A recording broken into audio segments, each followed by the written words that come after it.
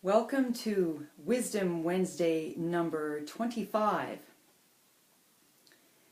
Today's topic is detachment and finding the positive in your construed thinking. The questioner asked this question. This morning, my daughter-in-law called me and told me that my son just up and left his family in search for peace of mind to follow a guru in an ashram in India. He told me once that his guru told him that peace of mind starts with detachment. But to me, this sounds like irresponsibility and that he's been deluded by his guru. How can you help us bring him back to his family and responsibilities? Yeah, sometimes this kind of thing happens. I see that your son has a deep yearning to know the truth, and I can understand your situation. It looks like it's irresponsibility at this point, and he's understanding the word detachment and peace of mind in a certain way, and he's using it to help him get out of a funk that he might be in. So yes, there's a situation going on. I'd like to help you clarify or understand the power of interpretation. Let's say your son heard the words of his guru, and his guru said, peace of mind starts with detachment. Now, he's at a certain place in his life, and he's hearing those words from his level of understanding and maybe from his needs. So he's interpreting that detachment in this case may mean having to leave his family to find peace of mind. It means physically leaving, so that if he leaves, that means that he'll have some space to be able to think clearly. This is called peace of mind.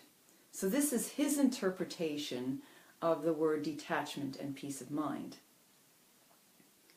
Now you're hearing the word detachment and peace of mind, and you have a completely different interpretation of those words. You might be hearing that detachment is something crazy. It's irresponsibility. It's abandoning. It's making other people suffer. It's based on something unreal. And you might be thinking that peace of mind is being deluded by a guru. It's false. You might be thinking that that your son's being controlled, and so therefore that's what is the interpretation of peace of mind. So you see, there are two interpretations of the one word, or the two words, detachment and peace of mind. And which one is true? Like, you have your interpretation and he has his interpretation. Which one is more true? And that's the question we're going to ask here. Neither one of you have any basis of truth from what you hear, and yet you're construing the meaning, and it's affecting you in a certain way, and neither one of you are right. But it's interesting that each of you feel that you are right.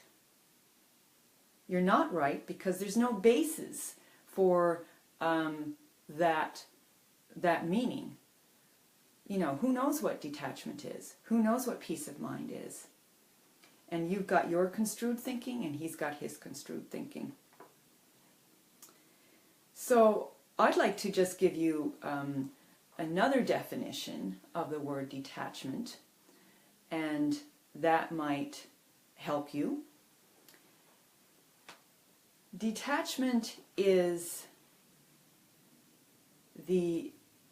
when your watcher or your witness self is uninvolved. That's what it really means. You are uninvolved in the events that are happening around you. So detachment means that even though you are involved, there's a lot of things happening around you, but the knower part of you, the observer part of you, is not getting caught up. You are not taking it personally, and you're not allowing the events to affect you on an emotional level, on an energy level. You're free of it. That's what detachment actually means. You're not, it just means uninvolvement. So now you have to make a decision here. The way you interpret words or anything that you read in a book will have, you will use your imagination and make up a meaning out of it, because there is no basis for those words. There's nothing solid. You just hear sounds. And what are you left with? You're left with your imagination to concoct a meaning. And then it's amazing how powerful that meaning is, the power of interpretation. You're going to interpret it in a way that you're going to get affected.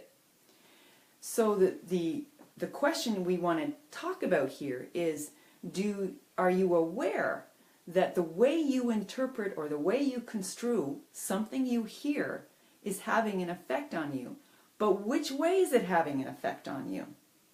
Is it bringing you down? Is it making you feel negative? Is it making you get into fear and blame?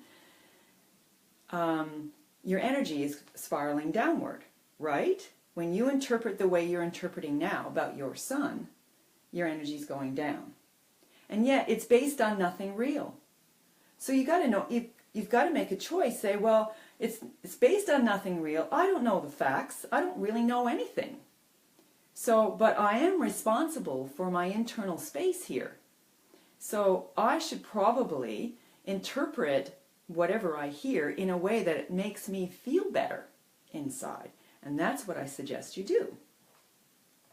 And here's some examples of how you could interpret your situation with your son. You could say, oh, well then, you know, I don't know what's going on, you know, whatever it is, but at least I think he probably just needed some time for himself, and he just needed time to clear his mind. And you know what? Let him go off to India. The family will be fine. They, you know, and especially when he comes back, maybe he'll be a better dad, and maybe he'll be a better husband. Okay, so that's a more positive way to interpret the situation that you have no basis on to interpret anyway. And another way you could probably interpret it is that you know him as a son who's never really listened to his inner voice to direct him in a clear way. He's always been controlled or manipulated by other people, let's just say. And then you could say something like, oh God, that's great. Finally, he made a decision for himself, and he's going to go off and he's going to get more empowered. That's another way to interpret. There's a million ways to interpret something that you hear that you don't understand yet.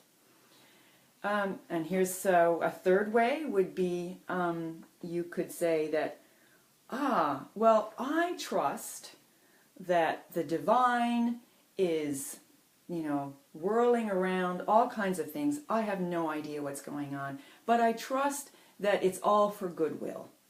And eventually my son will come back, and it'll probably be even better than it was before. So because you don't know, and there is no basis from what you hear, no solid basis, you just hear, you're using your imagination. Use your imagination in a way that uplifts you. So the main point of this is that whatever you hear and whatever you read, there is nothing solid on which you can base it.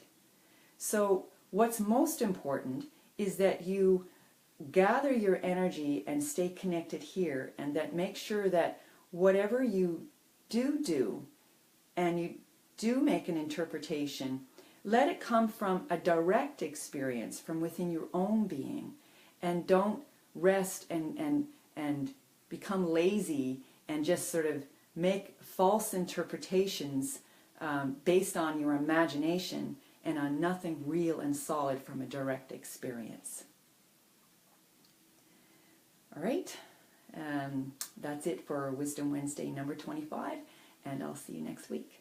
Bye.